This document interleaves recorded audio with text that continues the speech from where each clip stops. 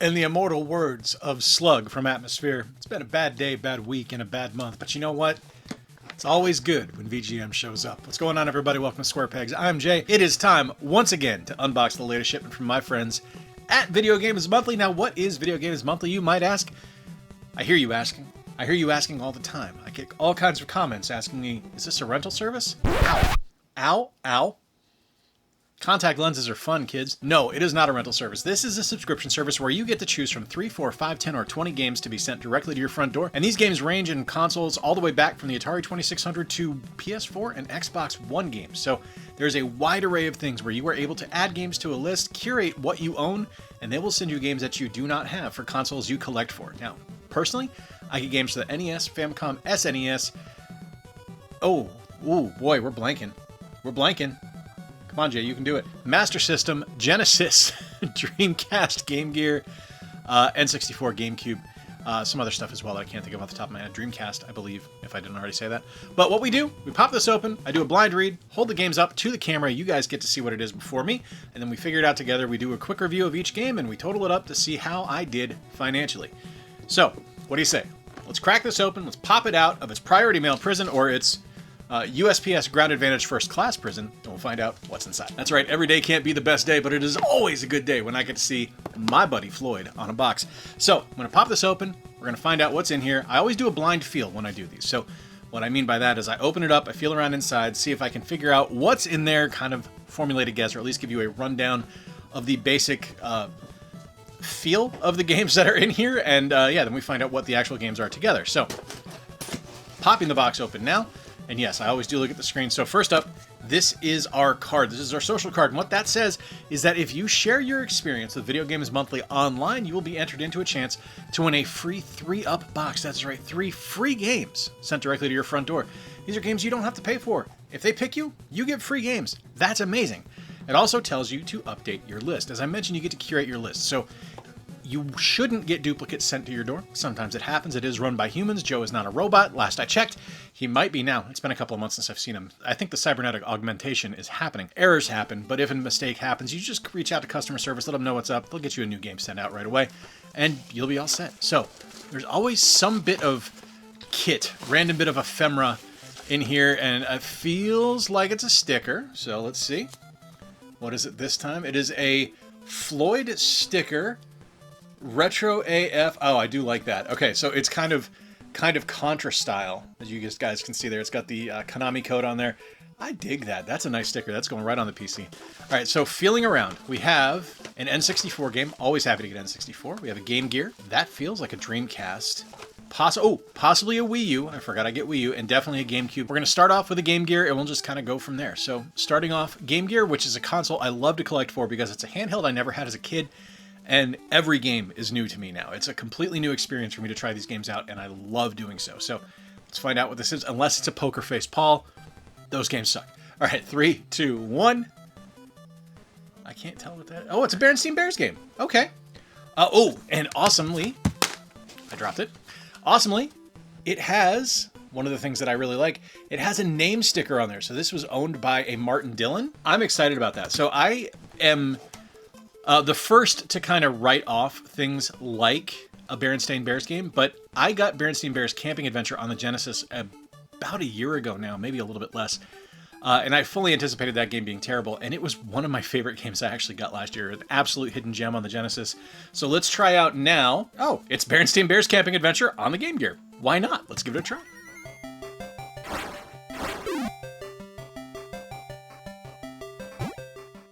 When it comes to unexpected games, things I did not expect to like, did not expect to enjoy, thought were going to be terrible, top of that list when I opened it in a Video Games Monthly box would have been the Berenstain Bears Camping Adventure on the Sega Genesis. And instead what I got was a lovingly crafted platformer that, yes, was aimed towards kids, but was actually really good. It was really solid. It was really fun. It was true to the characters, it was true to the property, it did everything a licensed game should do, it just happened to be a kid's game. So finding out months later, after the fact, that there is a version of the game on the Sega Game Gear, I was ecstatic. I was so excited to get this. Does it play as good as the Genesis version? No, it's not as good as the Genesis version. It's a little bit stiffer in certain areas. It's a little bit looser in certain areas. So it's not a perfect one-to-one port, but it's still really fun. The game design is identical. It's the same levels. It's the same gameplay experience. It's the same everything. I'm thrilled. I'm absolutely thrilled to have this. And I know that is a weird thing to say for a rapidly approaching 50-year-old man to be excited about a kid's game, but I grew up reading the Berenstain Bears books. I loved the Berenstain Bears when I was younger, and to be able to have a quality video game starring the Berenstain Bears is pretty damn cool as far as I'm concerned. I'm gonna go out on a limb and say I enjoyed that. I really liked the Genesis one. I don't see why I wouldn't enjoy the Game Gear one. So excited for that. I think that's pretty cool. Let's do N64. We'll do the cartridge one next. Okay, that is the back of the cart. So let's find out. 3, 2, 1. Ready to Rumble. Very cool. Okay. Big fan of arcade boxing games and big fan of Ready to Rumble in particular. I had it on the Dreamcast when I was younger. Really liked it there. Excited to have it on the N64. I've never actually played it on the 64. So let's take a look now at Ready to Rumble Boxing on the Nintendo 64.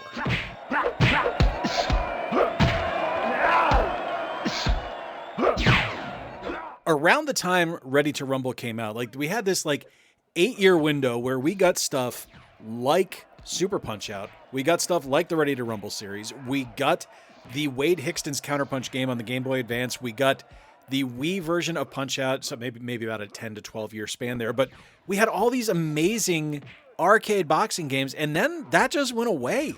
It just bamfed out of existence, and we just kind of diverted to going for realism, and that kind of makes me sad. Because I think boxing in particular is a sport that lends itself perfectly to arcade experiences. Something that's over the top, something that's ridiculous. Because when you stop and look at the way boxers portray themselves, it's outlandish, it's over the top, it's ridiculous. It's exactly what should be in an arcade boxing game. Ready to Rumble is a solid title. It actually has some really good boxing mechanics in it. It just surrounds those good mechanics with an arcade presentation and an arcade gameplay style that is a little bit silly, over the top, and outlandish, and that's not a bad thing. The game is really fun. I prefer the Dreamcast version, but the N64 version is nothing to be upset about either. It plays brilliantly well.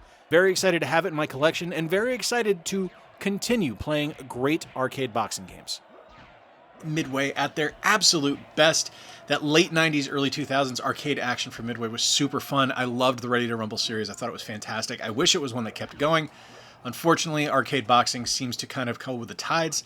It doesn't really stick around. It kind of floats in and then floats away. And unfortunately, I think we only got 2 Ready to Rumble games, but they were both spectacular. So excited to own that one now. All right, next up, something in a jewel case, probably a Dreamcast game if I had to guess, which would be a banner thing, because that's a Dreamcast game 2 months in a row. That's pretty damn awesome.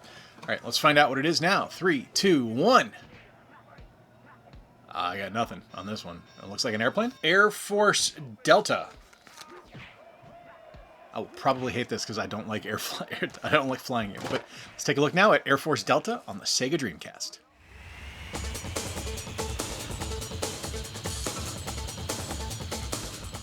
You know, whenever I get a Dreamcast game from VGM, there is always a chance for it to be very nice or very evil.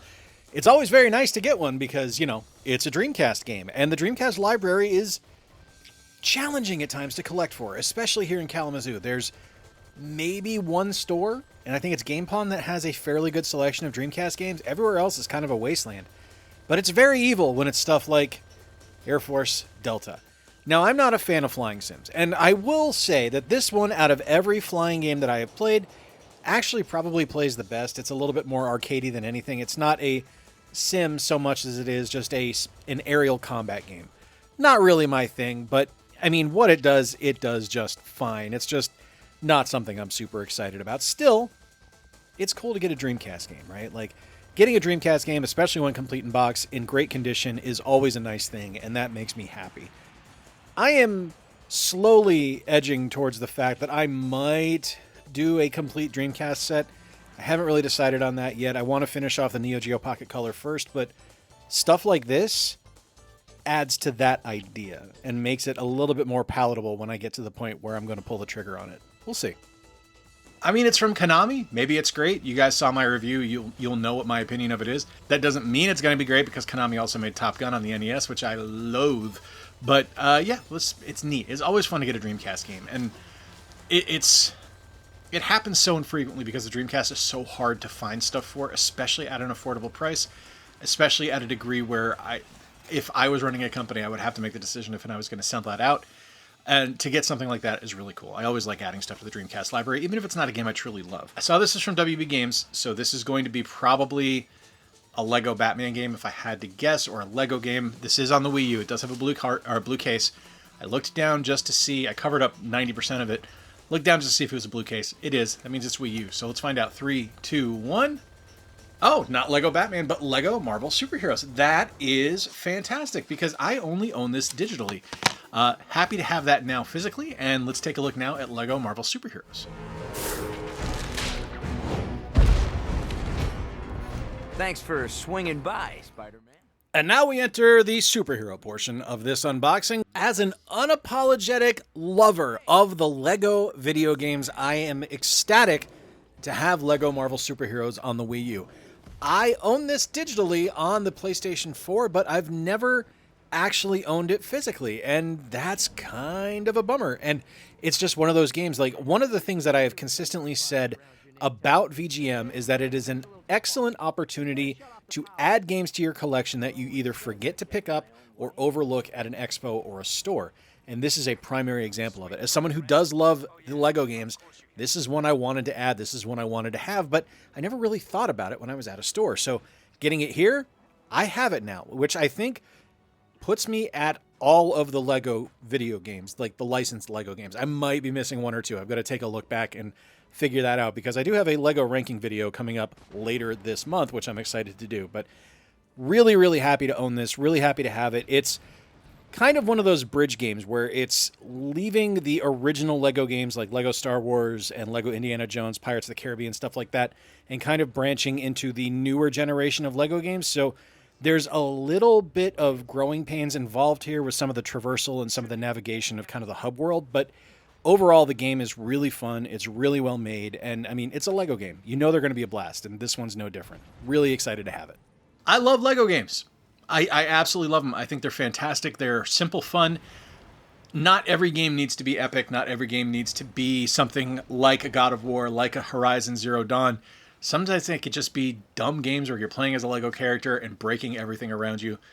That's all you really need. And I have fun with them. They're great turn your brain off games. Really, really, really excited for Legacy of the Dark Knight when that comes out.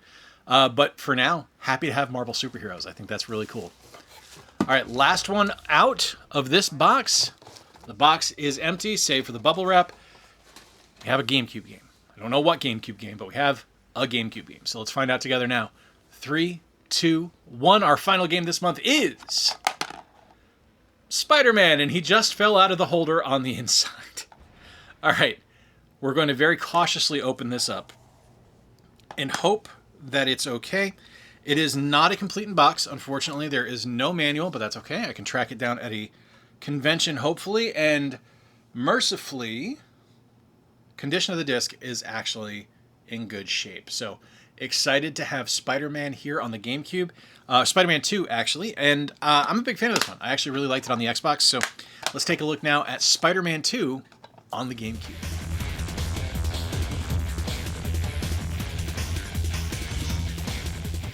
I really do enjoy the Tobey Maguire Spider-Man games. I think they're really fun. I like the swinging mechanic in this one where you have to hold down the right trigger until you reach a point where you want to let go, and then you press the A button to jump. There's a simplified version as well, which also works. I love that Bruce Campbell... Bruce, I hope you beat cancer. I hope you get better. The world is better with the chin in it. But I love that Bruce Campbell is the narrator of the game. I love that he basically is playing his character from all of the movies, which eventually was going to be revealed to be Mysterio, which would have been amazing.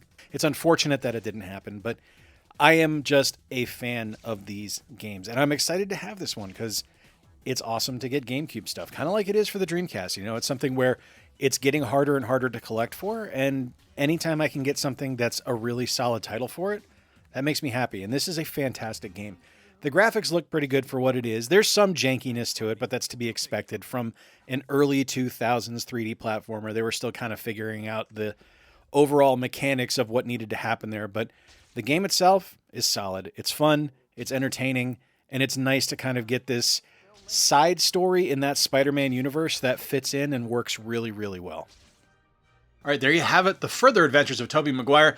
All right, now I take a break. I'm going to add everything up. We're going to find out together if I came out ahead, behind, or if I was right on the money. I'll be right back after these messages. Fat, drunk, and stupid is no way to go through life, son. You are cursed. But not by me and not by Video Games Monthly this month, because I came out way ahead, $61.70 in value. Now, there's always someone in the comments who says it's what the value is on price charting, but that's only what people would pay for it. Yep, that's usually how values work. I love getting games sent to me every month. I love being able to support my friends at VGM, specifically Joe. And I love being able to try new stuff that I've either never played before or I overlook at a convention. These are 5 games that I'm at least interested in playing. 4 of them I'm legitimately excited to have in my collection. And Air Force Delta might be great. I don't know. You'll know because I've already done the review, but I haven't done it yet because that takes place in the future, kids. But I'm happy. Thank you to everyone at VGM for making a great product and a great service that I like to support, and for allowing me the opportunity to make content on the channel. I mean, it's not really allowing me the opportunity, I pay for it, but you know what I mean. If you enjoyed today's video, give it a thumbs up. Engagement really helps the channel out. If you really enjoyed it, consider subscribing. I'd love to have you stick around. We're on our way to 20,000 subscribers. I do this video once a month, and then I do a couple videos a week other than that. So if you enjoyed this kind of nonsense, I do it at least twice a week, so I'd love to have you be here for that. Till next time, folks, I've been Jay. Appreciate you spending some time with me. Remember to play more games, stay square, and take care. I'll talk to you soon.